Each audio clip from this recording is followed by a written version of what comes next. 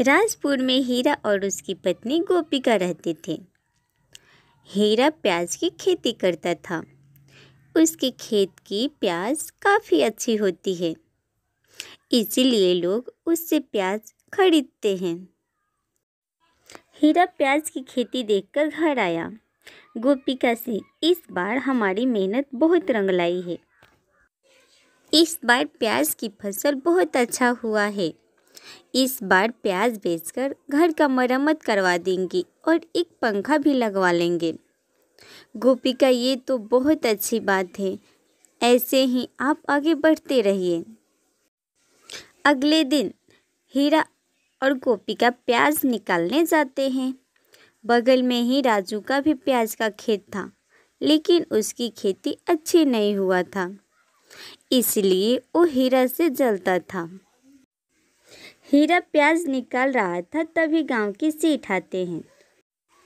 देखो हीरा, इस बार मुझे 50 किलो प्याज चाहिए। तुम अभी किसी से प्याज नहीं बेचे हो ना? नहीं सेठ जी, हमने अभी तक प्याज किसी को नहीं बेचा है। इस बार प्याज 2 से 3 क्विंटल हो जाएगा। आपको मैं कल 50 किलो प्याज पहुंचा दूंगा। ठीक है। इतना में राजू आता है और सेठ जी से, आप मेरे खेत से भी थोड़ा प्याज ले लो। नहीं राजू, तुम्हारा प्याज अच्छा नहीं है। तुम अगर अच्छे से प्याज लगाओगे तो खरीदेंगे। इतना कहकर सेठ चले जाते हैं। तब हीरा और राजू में लड़ाई हो जाता है। राजू हीरा से, देखो तुम कुछ मेरे खेत में किया है, तभी मेरा प्याज अच्छी नहीं होता है। तब हीरा, देखो तुम मुझ पर गलत इल्ज़ाम लगा रहे हो। मैंने कुछ नहीं किया, कभी किसी की बुराई नहीं की है।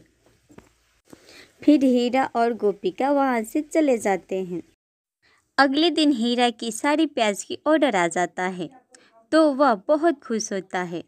वह राजू के बारे में सोच रहा था कि अगर प्याज की सारी पैसा मिल जाएगा, तब हम राजू को फसल लगाने के लिए कुछ पैसा दे देंगे। उधर राजू सब सो जाते हैं तो हीरा के प्याज की बोरियों में आग लगा देता है। देखते हैं कैसे कल प्याज बेचता है, मेरा फसल बर्बाद करके खुद अमीर बनेगा। अगले दिन हीरा जब गोदाम में जाता है, तभी सारी प्याज जल चुका था। यह देखकर हीरा रोने लगता है। हे भगवान, मैंने तो किसी का बुरा नहीं किया था, तब मेरे साथ ऐसा क्यों हुआ? उधर राजू हीरा को रोते देखकर खुश होता है। हीरा दुखी होकर घर जाता है और अपनी पत्नी को सब बताता है, तो गोपिका ने उसे संभाला और दिलासा दिलाई कि अगले बार हम फसल की अच्छी से बुआई करेंगे। अगले दिन हीरा प्याज के बीज बोने जाता है, तो वह देखता है कि प्याज की खेती काफ़ी हरी भरी थी। यह देखकर हीरा सोच में पड़ जाता है, क्या मैं सपना देख रहा हूँ? तभी आवाज़ आया, नहीं तुम इधर देखो। तब हीरा देखा कि प्याज बोल रहा है।